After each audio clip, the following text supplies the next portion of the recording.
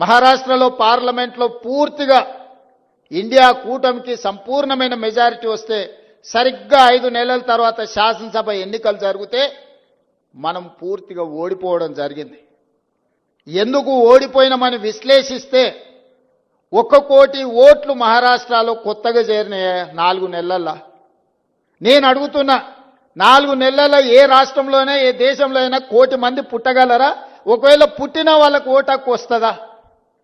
కానీ మహారాష్ట్రలో ఎన్నికల కమిషన్ 4 నెలల్లో 1 కోటి కొత్త ఓట్లను నమోదు చేసి ప్రజా అభిప్రాయాన్ని దెబ్బతీసి ప్రజా అభిప్రాయాన్ని తుంగలో తొక్కి భారత రాజ్యాంగాన్ని అపహాస్యం పాలు చేసి ఏ మహారాష్ట్ర నుంచి డాక్టర్ బాబాసాహెబ్ అంబేద్కర్ గారు వచ్చిండ్రో, ఏ డాక్టర్ బాబాసాహెబ్ అంబేద్కర్ గారు మనకు రాజ్యాంగాన్ని ఇచ్చిండ్రో ఆ రాజ్యాంగాన్ని అపహాస్యం చేసుకుంటూ మహారాష్ట్రలో పార్లమెంట్ ఎన్నికల నుంచి అసెంబ్లీ ఎన్నికల లోపల 1 కోటి కొత్త ఓట్లు నమోదైనాయి.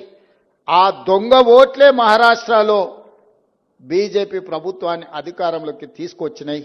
మరిన్ని ట్రెండింగ్ వీడియోల కోసం న్యూస్ 18 తెలుగు యూట్యూబ్ ఛానల్ ను సబ్స్క్రైబ్ చేసుకోండి.